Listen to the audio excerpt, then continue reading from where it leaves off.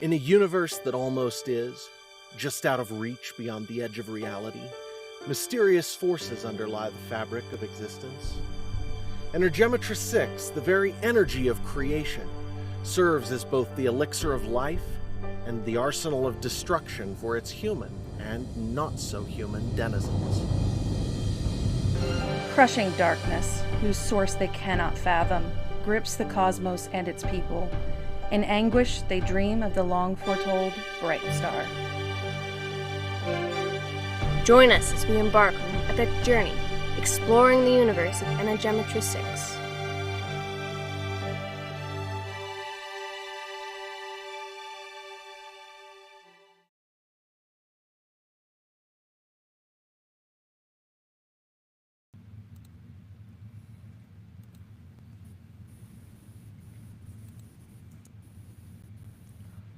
Okay, well, apparently we are live, and this is the Energematrice6 podcast, episode 27.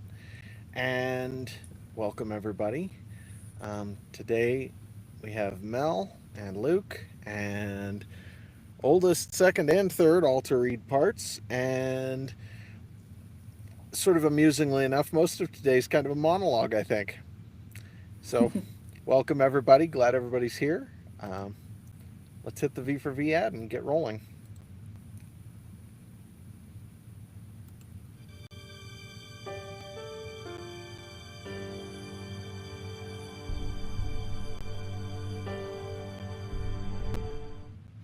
The Energematrice6 podcast operates on a value for value model. That means that we hope if we provide some value to you in your life, that you'll return that to us in whatever way you can manage. If you're interested, head over to e6universe.com and sign up for our email list to get our free ebooks and hopefully buy a physical book or some merch while you're there. Or if all you can manage right now is to leave us a good review somewhere, 5 stars or some kind of positive rating, that's more than appreciated. Thank you.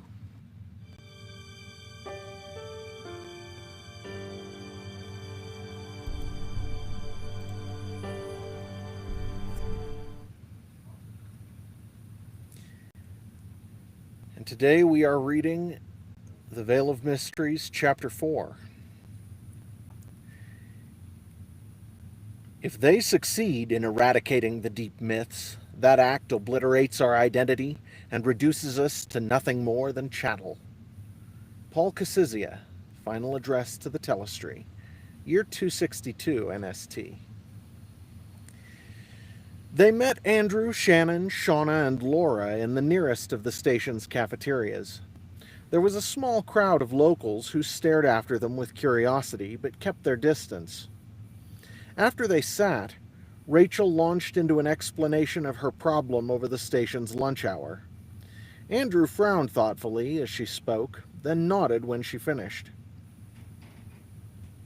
So, the council doesn't want you to go. What did he say?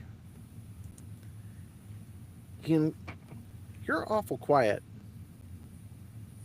Am I? That's a little better. Oh, might have been an angle. Yeah. Go ahead and hit it again. Yeah. So the council doesn't want you to go. What did he say? He inclined his head to Nate. Nate gave him a rueful smile. I said we might be able to talk you into taking us if I ask nicely. Andrew laughed. Adamant's yours. You don't have to ask. I'm pretty sure even Shannon's on board now. He looked over to his sister with a questioning expression. Shannon sat for a long time as the silence grew more and more tense. Finally, she said, I do want you to stay with us, Nate, even if that means Ty stays too. Nate smiled more broadly. I'm glad to hear it. Something tells me trying to find a ship as fast as Adamant would take me clear to the Milky Way. The silence returned then, though it was less hard-edged than before, until Shauna cut in.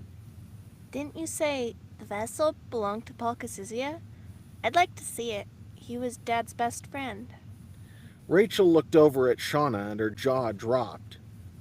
Your dad was Jim Logan? But that's impossible. Shauna immediately looked abashed, but Nate chuckled. You haven't properly met John and Rachel yet, have you? You came on board after I did last night. Shauna's eyes widened. Wait, John and Rachel Casizia? All three of the siblings and Laura were staring wide-eyed at John and Rachel now, with something like awe. Laura said, We've heard stories about you and your dad our whole lives. Everyone still wonders what happened to you. Most people think you're dead.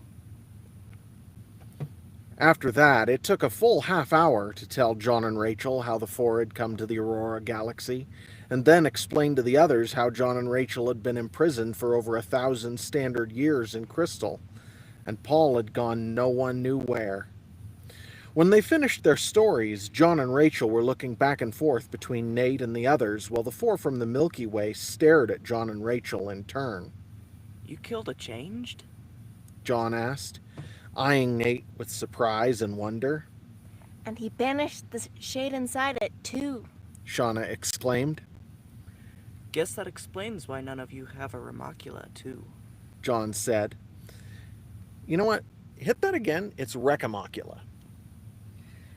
Guess that explains why none of you have a Recamocula, too. John said.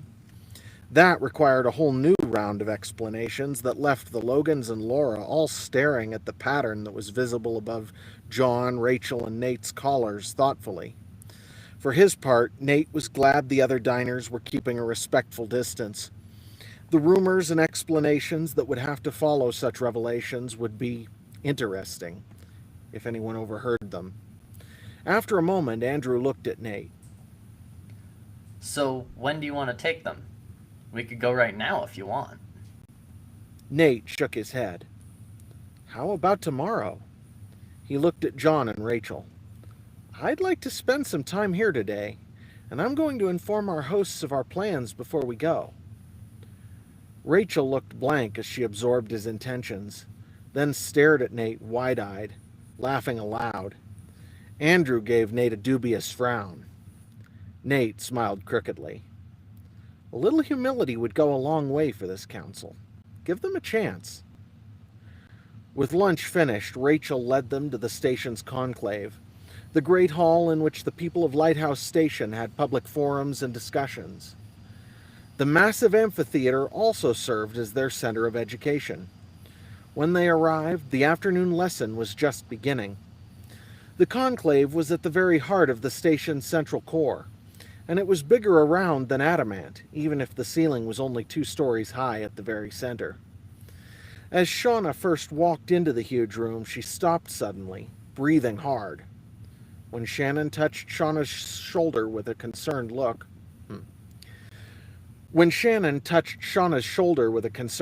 she shivered and looked down at her feet. It's so big. After taking a deep breath, Shauna looked up again, her jaw firm, and started walking forward once more. It's the first day of the month. Rachel said.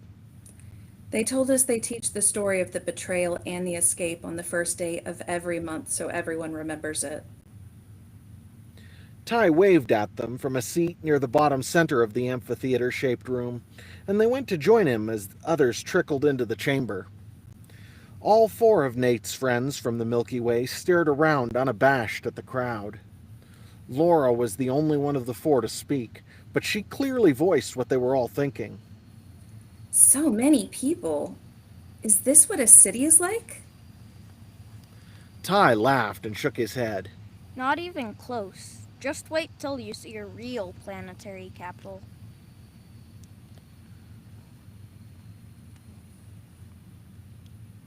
Not even close. Just wait till you see a real planetary capital. Andrew frowned as he gazed around thoughtfully. We were in Casisia City, but we never really left the ship. Looking out at it from the bridge is nothing like being a part of it. He smiled at Laura. You should have seen it. A real city with people walking around in the open air. Meanwhile, Elder Bettina Strong stood at the podium, paging through an ancient-looking paper book that was nearly the size of the podium itself. Today, Her voice boomed across the conclave, taking advantage of a room shaped with acoustic properties man had been using since before history was recorded. Nate could see she was giving herself a slight boost with Energematrice6 as well. The room grew silent instantly as she paused for a moment, then continued. today we remember the story of the betrayal, the great sin that damaged humanity forever, and the monsters who perpetrated it upon us. Her voice had a cadence and tone that was stilted, and Nate realized she was reciting as much as reading. In ancient days, She continued. humans inhabited only one world, Earth. There was harmony and prosperity among the people. In those days, we had not been given the use of the fields or driven to break ourselves upon the uncaring rock of entropy in its use. All was at peace. Next to Nate, Rachel snorted quietly. She leaned over and whispered, Harmony and prosperity? 1,000 years sure changes a lot. Her words didn't carry far, a testament to the room's design as much as her low tone. Her words didn't carry far, a testament to the room's design as much as her low tone. Nate gave her a quelling look, and she shrugged, grumbling a bit under her breath. Elder Strong was still speaking. In the laboratories of Earth, they developed many strange technologies. Foremost among these laboratories was Dyna Syntronic, and it was their scientists who first discovered Energematrice6.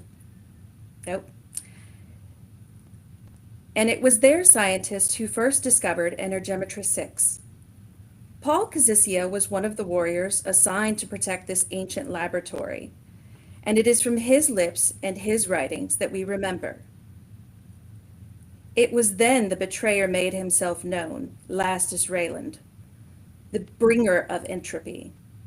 He took the seed, the kernel of power, that allows us the fields to be He took the seed, the kernel of power that allows the fields to be touched. He stole it from Dynacentronic Laboratories. Upon it, he worked the wiles of ancient medicine, and it became a disease that spread across the face of gentle earth. The princes and powers of the world attempted to defeat Lastus, but to no avail. His preparations were too perfect. As the world fell to his dreadful disease, Lastus took control of everything. But, as is his way, the Lightmaker raised up a tiny force to stand against Lastus' might. Paul Kazissia and Carl Winton led Bright Future against Lastus and the forces of darkness.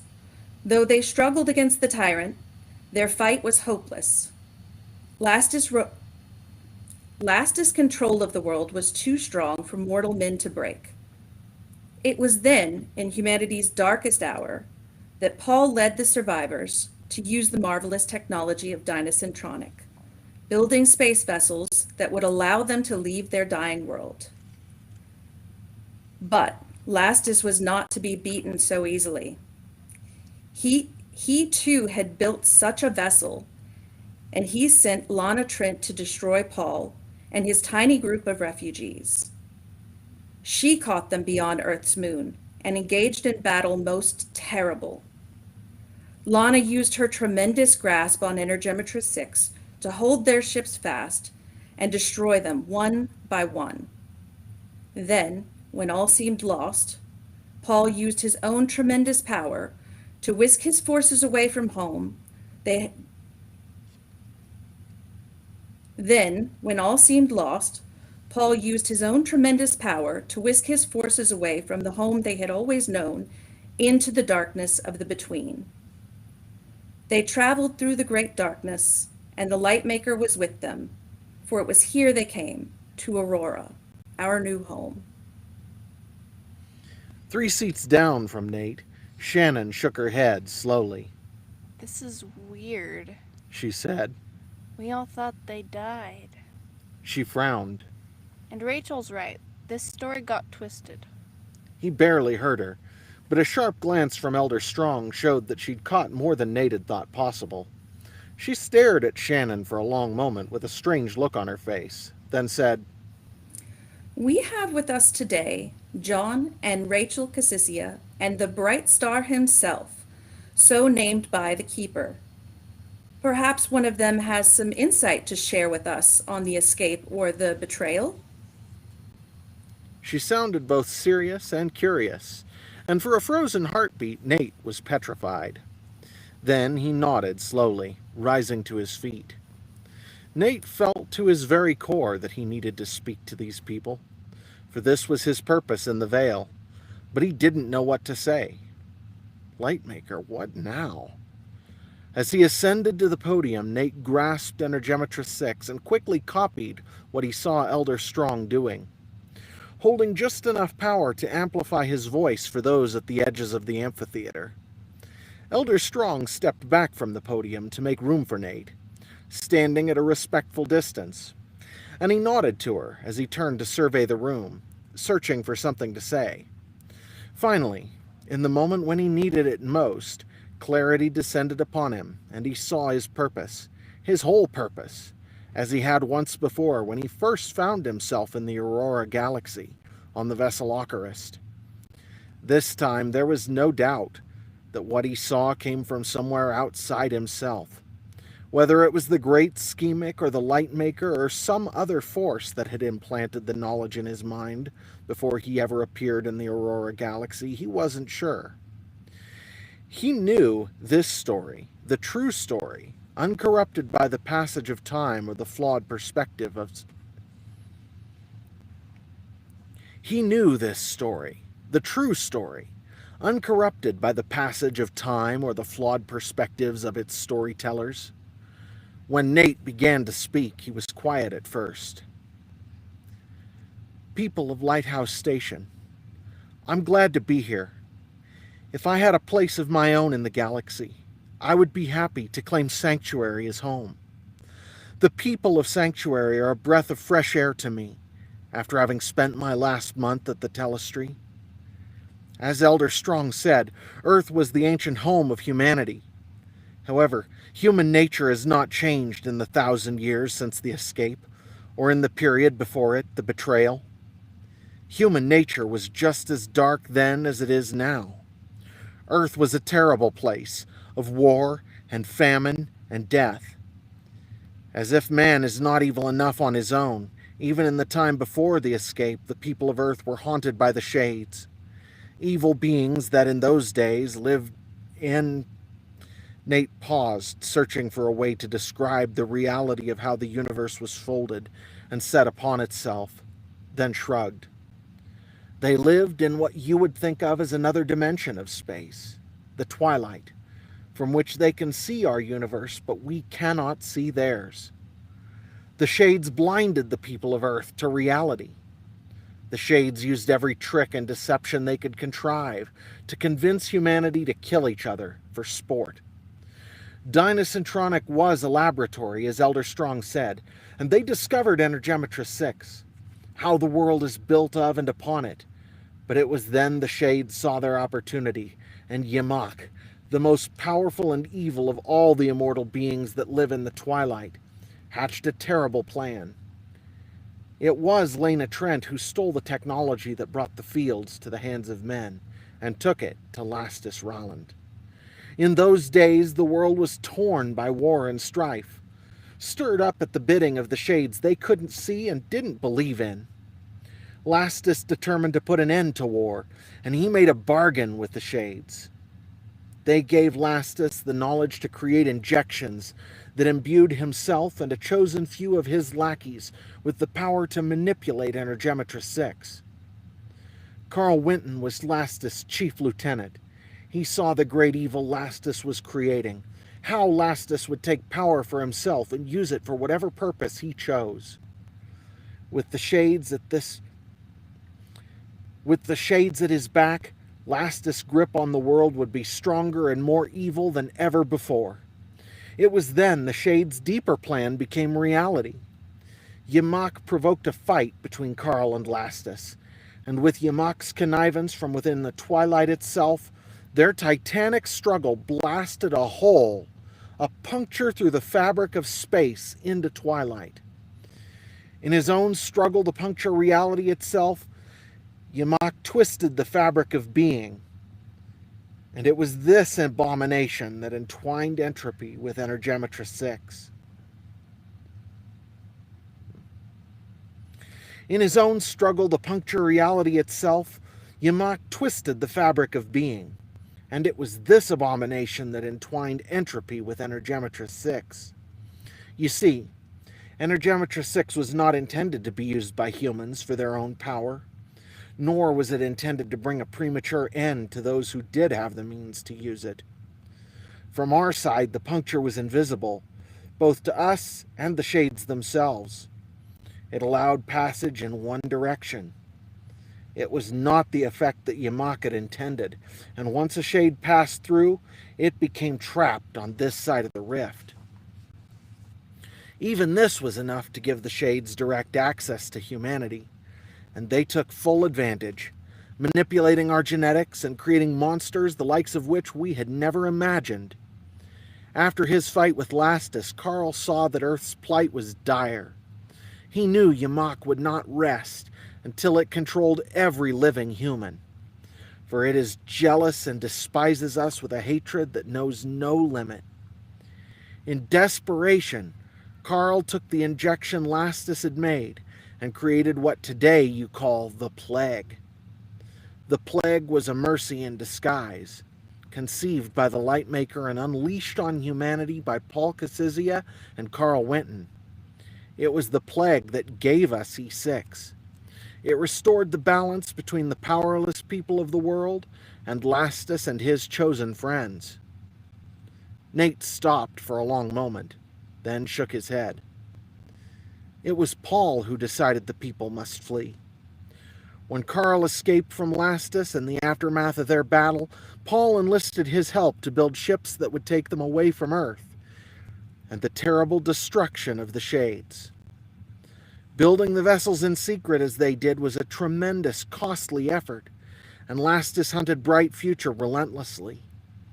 As Elder Strong said, Lena Trent caught them in space, but the escape was no intentional exercise of Paul's might. Nate smiled wryly. In the battle that raged between Paul and Lena, with so many of the refugees already in hibernation for what they thought must be a voyage of decades, space was rent by fire and destruction. Raw E6 was unleashed in ways that have never been tried before. Raw E6 was unleashed in ways that had never been tried before. What you call the escape, given by the mercy of the Lightmaker, seemed no more than an accident to Paul and his passengers. Instead of the destruction that was intended, a path was opened from the Milky Way to the abyss, here in Aurora. It was thus that the first colonists came to Eteria, 1,000 standard years ago, only 150 Earth years for the Milky Way. Silence reigned across the amphitheater as the people digested Nate's words. After giving them more than a full minute to think about what he'd said, Nate spoke again. The puncture is still open. The Shades can still escape twilight, though they may or may not return to their The Shades can still escape twilight, though they may still... Wow. Trying again. The Shades can still escape twilight, though they still may not return to their proper realm. And from within the twilight their elders can reach into Aurora And from within the twilight their elders can reach into Aurora itself. In the Milky Way, humans are hunted like animals across the stars and made into monsters if they're caught. And the truth? Even here, the truth has been lost. The people of Aurora have forgotten.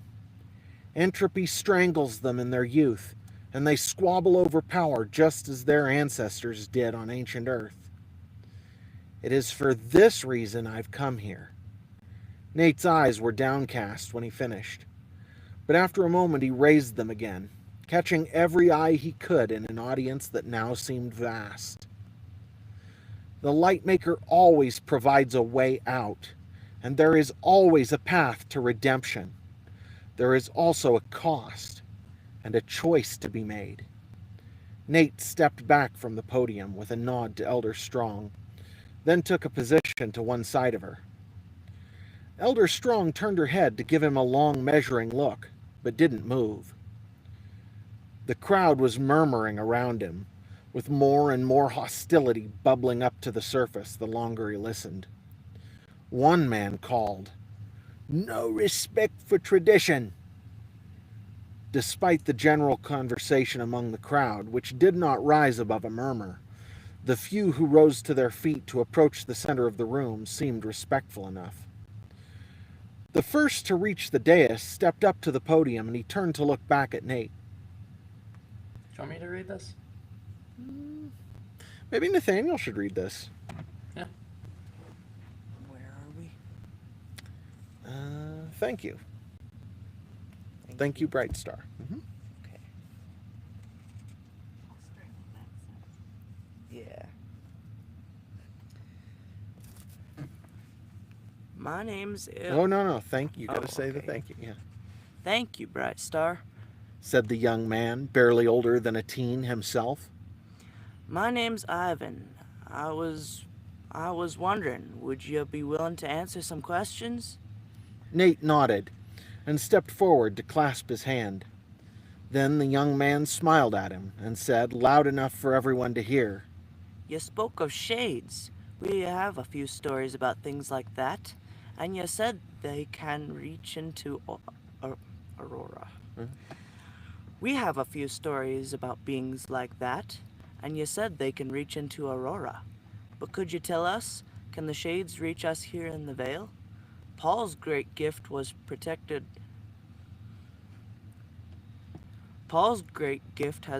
us for centuries. Are we to fear them even here?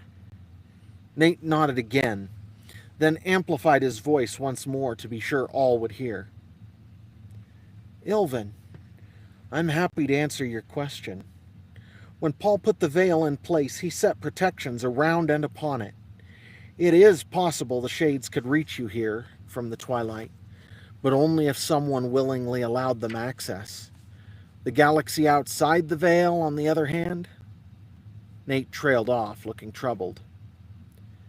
As to whether they could come here from the Milky Way, the answer is yes, but only if someone shows them the path. The passage between the Milky Way and the abyss is sealed, and only a few know how to find it. The shades do not, or did not, until recently.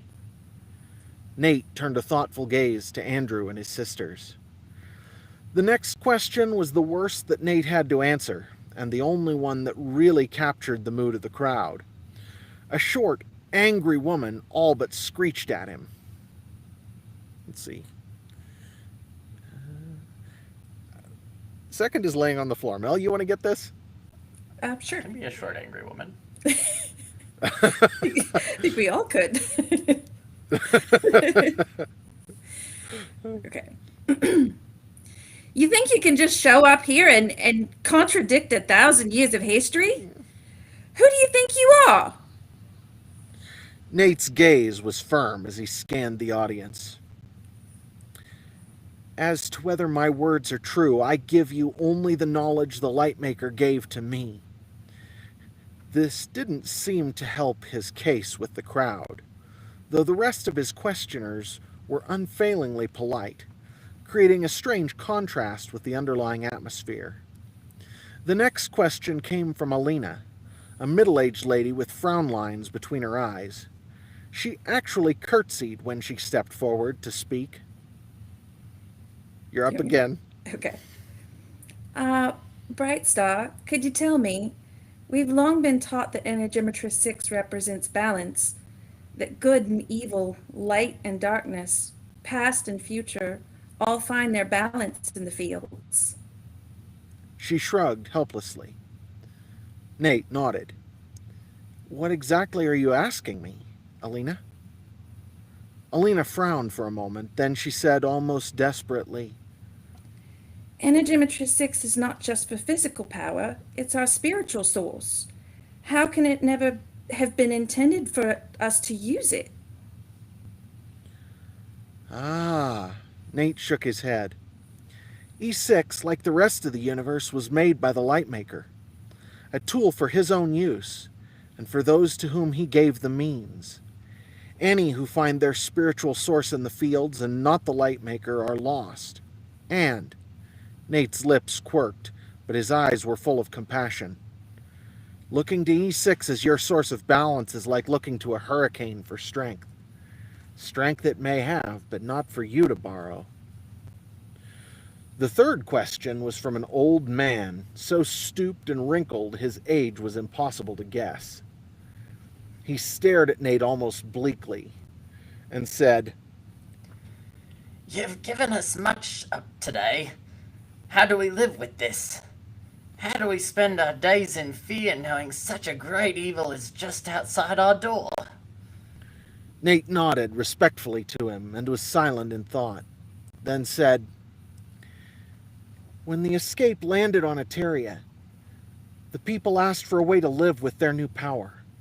Paul gave them the tenets, but they could not live by them.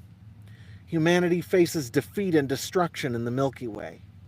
Here in Aurora, you cannot see further than your own gain, whether in the power-hungry Telestry or here, where you huddle behind a wall of dust in fear of what the outside world may do to you.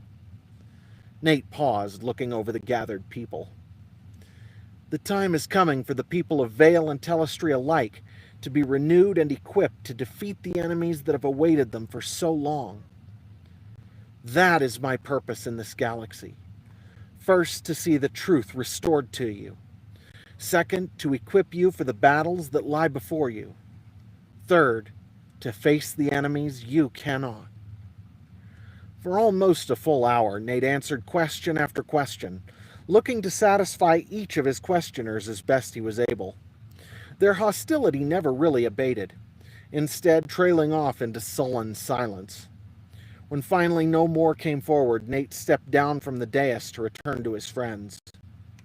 They too were rising to leave when Nate made it back to them, but he saw Elder Rebus approaching from the other side. When he reached them, Rebus gave them all a smile, while Rachel glared at him, and John watched with a frown. So glad you came, Rebus said. Tell me, do you think us backward here in Sanctuary? There was something malicious behind his eyes, and his bait was so obvious as to be rancid. Nate stared at Rebus for long enough to make him uncomfortable, then said, I think lies, even polite ones, are an abomination. You tell me, are you really glad we came? Rebus looked shocked for a moment, then dropped his act entirely, turning his previous question into an accusation. You come here, to the most sacred and protected place in the entire galaxy, speaking down to us, the keepers of the histories, as to inferiors. Your arrogance is tactless and juvenile. Nate stared at Rebus, expressionless. Again, you fail to value truth over your own ego. To answer your other question, Sanctuary is a healthy place, mostly. I'm glad I came. Rebus rolled his eyes sarcastically. And what will you do next? Begin your campaign to bring down the Dominion, I suppose? Nate snorted. You suppose a great deal, Elder Rebus. Nate gave Rebus a long look as his friends filed out of their seats past him, craning their necks to see his interaction. Finally, he asked, I understand you've decided not to use Sanctuary's resources to help John and Rachel reach Hope 1? Rebus nodded, his eyes sharpening once more. That's correct. The council determined the risk to public stability, not to mention to the Cassizias themselves, was unnecessary at this time. As the keepers of the relics left to us by Paul, such is our right. Nate frowned slightly. Andrew and his sisters have graciously allowed us the use of adamant for the visit. We'll be going tomorrow. If you would inform the rest of the council. You skipped Andrew and his sisters have graciously agreed to allow us. Fair enough. Nate frowned slightly. Andrew and his sisters have graciously agreed to allow us the use of adamant for the visit. We'll be going tomorrow. If you would inform the rest of the council, I would appreciate it. As Paul's heirs, such is their right. With Nate's final words, Rebus looked ready to explode. He remained silent, however. Whether it was from shock or simply because he was strangling on his own rage wasn't clear. Then another voice spoke from Nate's right. So, you have decided to flout the council's authority? It was Elder Jabin. Standing just a few paces away, his own expression a thunderhead of disbelief and righteous anger. Nate considered his words for a moment, then shook his head. John and Rachel are the last living colonists to leave Hope One, as well as Paul's heirs. If anyone has a right to it, they do. Even if the council wanted to claim jurisdiction, could you reach it? Jabin's frown deepened. The vessel has been inside Sanctuary ever since Paul left. At the very least, it would be courteous to... Nate shook his head again, more firmly. Elder Jabin, I understand that your people venerate Hope One, and you don't want it disturbed for that reason, if no other. As far as I'm concerned, that's not enough to overcome the Cassizia's need or...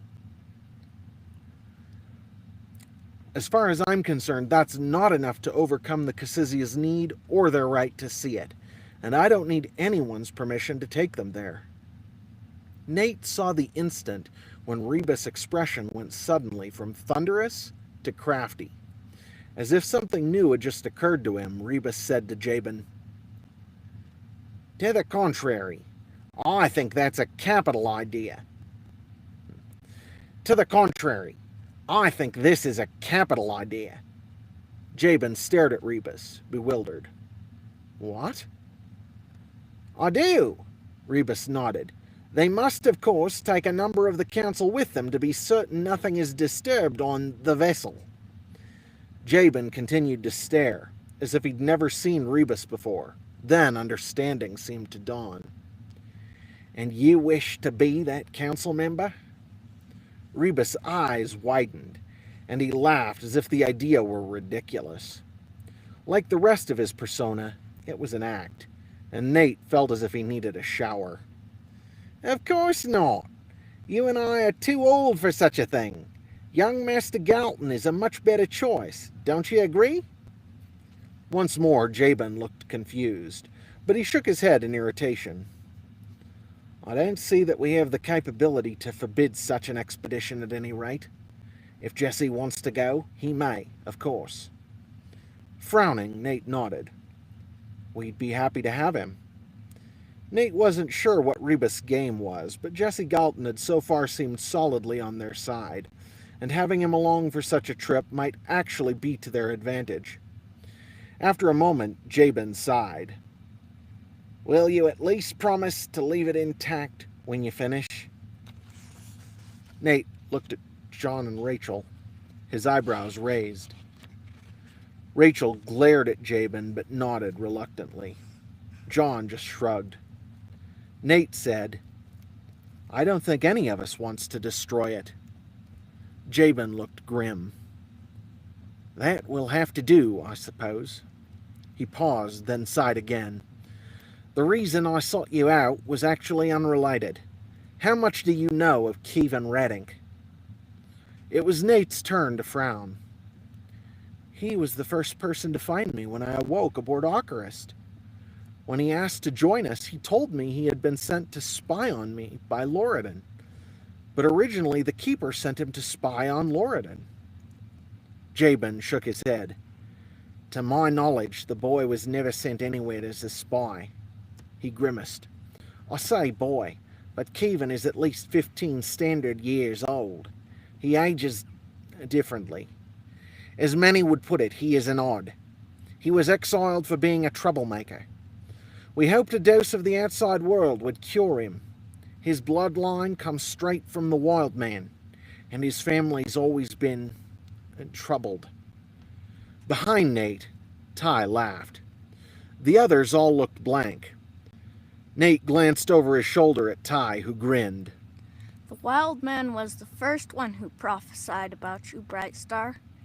He came through the escape on the same ship.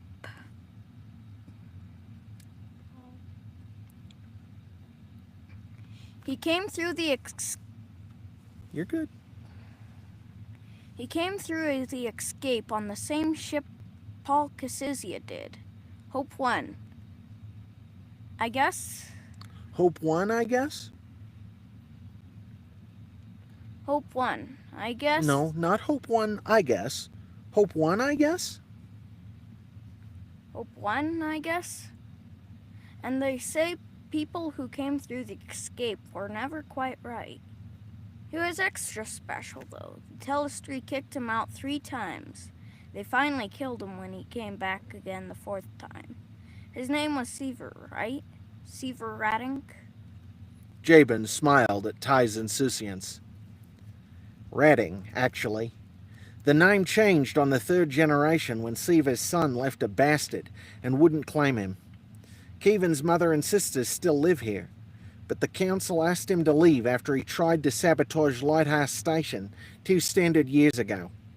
He did relay some information to us about Telestic Lordan's plans once. Jabin's mouth twisted. We ask that you take him with us when you leave. We ask that you take him with you when you leave. Nate nodded. Kevin's already said he's coming with me. He frowned. Has anyone seen Kevin since we got here? Jabin shook his head sadly. He's been with his mother and his sisters since he arrived. Hasn't come out of their quarters once, though his mother and sisters were all here a few minutes ago. They spent the rest of the station's day cycle exploring and talking with people. Shauna even found the station's head gardener and swapped some seeds with him, trading 2 of the varieties they grew on Adamant for a vine fruit she had never seen before, but that he promised would survive in null gravity for long periods. Jesse also invited all of them to join in an Energematrice6 practice session that was held in the conclave after the station's final meal of the day. Nate, Shannon, Rachel, and Ty all attended, and though Nate couldn't say he learned much, he was again impressed by the friendly, genuine attitudes the people of Sanctuary showed. Despite the general atmosphere, however, Nate was left with an uneasy feeling that night as he drifted off to sleep. And that ends Chapter 4 of The Veil of Mysteries. Good job, everybody. I sure appreciate it. 3rd, 2nd, oldest, Luke, and Mel. Appreciate you guys being here to read. And to our audience, thank you. And I guess we'll catch everybody next week. Bye.